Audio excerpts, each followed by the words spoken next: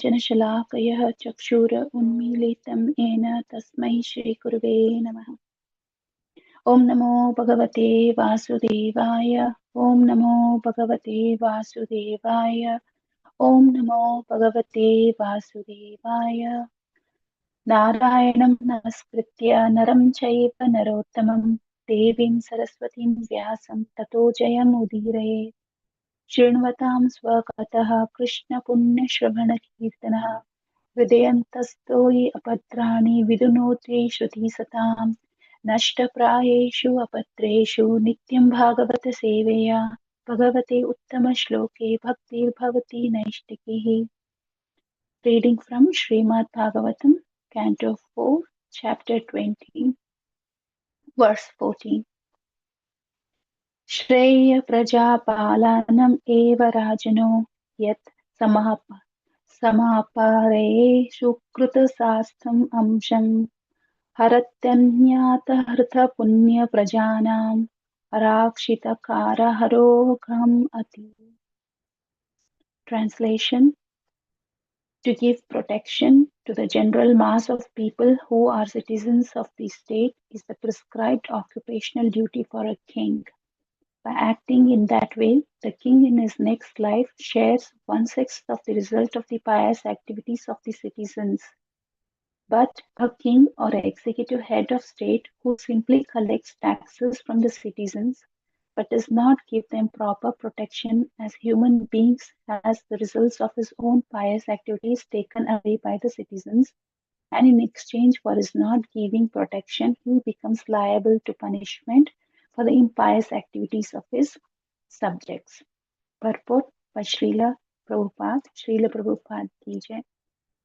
The question may be raised here that if everyone engaged in spiritual activities to attain salvation and became indifferent to the activities of the material world, then how could things as they are go on?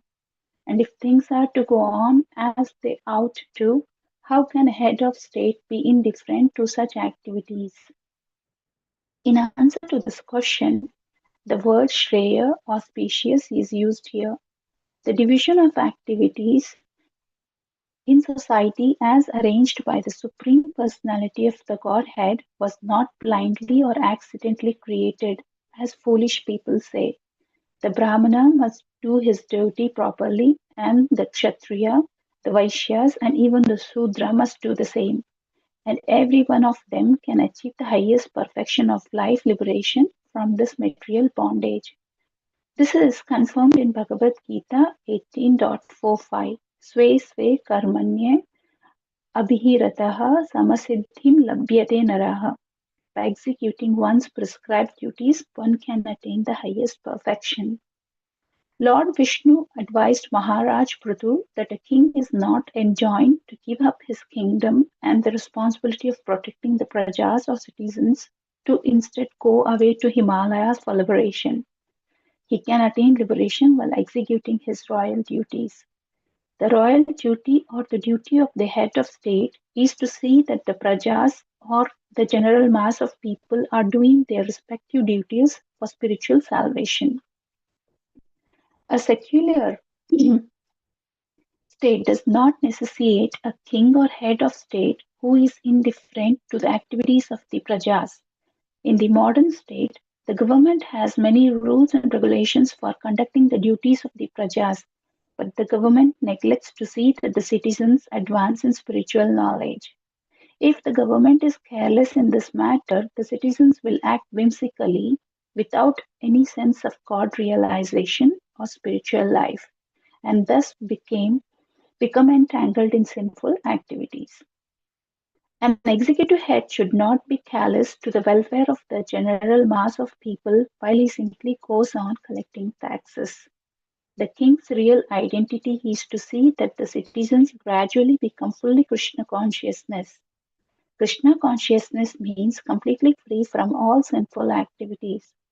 As soon as there is complete eradication of sinful activities in the state, then there will be no more war, pestilence, famine, or natural disturbances. This was actually prevailing during the reign of Maharaj Yudhishthira. If a king or head of the government is able to induce the citizens to become Krishna consciousness, then he is worthy to rule over the mass of people. Otherwise, he has no right to levy taxes. If the king looks after the spiritual interests of the citizens, he can levy taxes without difficulties. In this way, both the subjects and the king will be happy during this life, and in the next life, the king will be able to share one-sixth of the pious activities of the citizens. Otherwise, by levying taxes on the sinful citizens, he will have to share the reactions of their sinful activities. The same principle can be applied to parents and spiritual masters as well.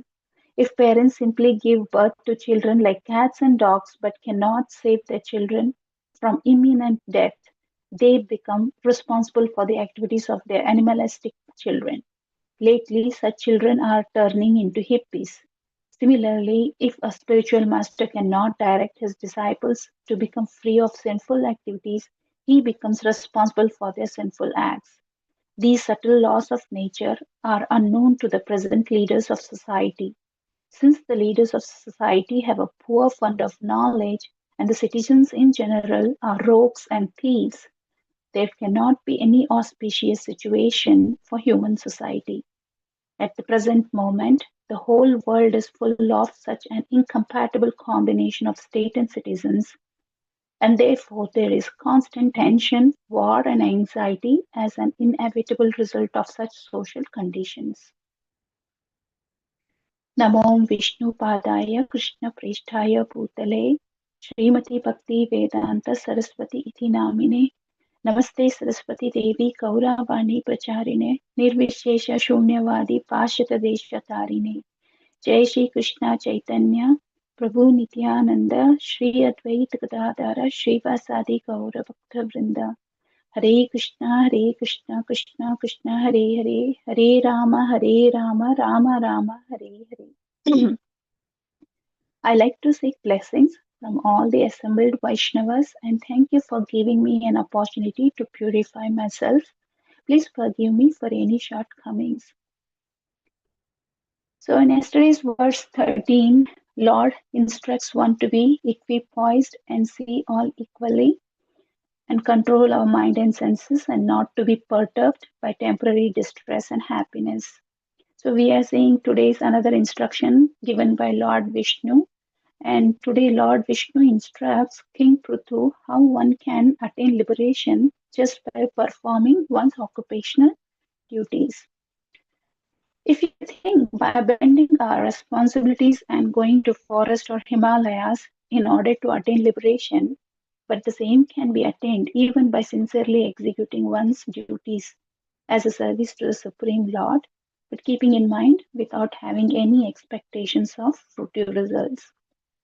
Here, Lord Vishnu himself is instructing King Prithu, and so we should all try to implement the same. There is no necessity to take sannyas as a only means to attain liberation. Certain people have their thoughts thinking that it's only sannyas abandoning all their responsibilities and duties and go to a secular place or in Himalayas or forest, thinking that they can attain liberation while still their mind being in the worldly matters, even though secluded, will not help them. So the Supreme Lord has designed the entire universe in such a way that every living entities are endowed with a responsibility to render service based on their karmic activities performed in their past life. It doesn't matter if he is Sudra or Brahmana. All that matters is how sincerely one executes his responsibility in the service to Krishna in whatever situation he is put into. The same thing is confirmed in Bhagavad Gita as mentioned in the purport 18.45 Sve Sve Karmanye Abhiratha Samasiddhim Labhyate Naraha, which means by executing one's prescribed duties, one can attain the highest perfection. And how this can be done is just by worship of the Lord, who is the source of all beings and who is all pervading. Man can, in the performance of his own duty, attain perfection. Everyone should think that he is engaged in a particular type of occupation by Rishikesha, the master of the senses, and by the result of the work in which one is engaged, the Supreme Personality of Godhead, Sri Krishna, should be worshipped. If one thinks always in this way, in full Krishna consciousness, then by the grace of the Lord, he becomes fully aware of everything. That is a perfection of life. The Lord says in Bhagavad Gita, Tesam aham samuddharatha. That means the Supreme Lord Himself takes charge of delivering such a devotee. That is the highest perfection of life. In whatever occupation one may be engaged, if he serves the Supreme Lord, he will achieve the highest perfection. Krishna says to Arjuna in Bhagavad Gita in chapter 3, which deals with complete karma yoga, here the Lord says that all living beings are an integral part of God's creation and have roles and responsibilities to fulfill. Those who live only for the delight of their senses and they do not accept their responsibilities in this cycle are sinful and living in vain. However, Shri Krishna says that when works or prescribed duties are performed as an obligations to God, they are also considered sacrifice. That is yajna. Otherwise, we all know that, and we have read so many times that work causes bondage in this material world. So the only way to come out of the cycle of this karmic cycle is to offer all our work to the Supreme Lord's lotus feet. So one should also remember that action is superior to inaction, and by ceasing any activity, even it is not possible to maintain your bodily maintenance. So as said in Bhagavad Gita 3.20 and 21, by performing their prescribed duties, King Janaka and several others have attained perfection. To quote another example is even King Maharaj Ambarish. Also, I would like to quote here 3.35 Bhagavad Gita, which says that Shreyan Swadharmo Vigunaha Paradharmat Anushtitat Swadharme Nidhanam Shreya Paradharmo Bhayavaha. It is far better to perform one's spiritual and one's natural prescribed duty, though tinged with faults, than to perform another's prescribed duties, though performed perfectly. It is more enjoyable to be ourselves than to pretend to be someone else. So one should therefore discharge his prescribed duties in full Krishna consciousness rather than those prescribed for others. Generally, we tend to um, try to do the job of others while neglecting our own, thinking that always the grass is green on the other side. Similarly, one may feel that the job of the other person is the job that we can perform um, very well then to that person. But here we should really keep in mind, as Lord says, that it's better to perform our own job, even though we may be not able to perform to the goodest. Prescribed duties complement one's psychological conditions under the spell of the modes of material nature. So spiritual duties are as ordered by the spiritual masters for the transcendental service of Krishna. But both materially or spiritually, one should stick to his prescribed duties even up to the death, rather than imitating others' prescribed duties. Duties on the spiritual platform and duties on the material platform may be different, but the principle of following the authorized directions is always good for the performer.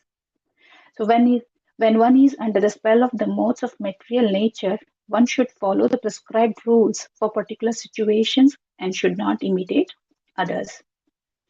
Lord Vishnu also mentions that if king does only partial job, as he mentions that if he only collects taxes from his subjects, but does not fulfill the responsibility of taking care of subjects' welfare and see that they lead them to Krishna consciousness, then the sins performed by the subject will be shared to the king. On the contrary, one sixth portion of the pious activities of performed by the citizens will be credited to king's account. Similarly, if king performs all his duties for welfare of subjects and the merits earned by the people by leading the righteousness life. So I end here for today's Bhagavad Gita, Srimad Bhagavad text summary. Thank you very much for giving an opportunity. Please forgive for any shortcomings.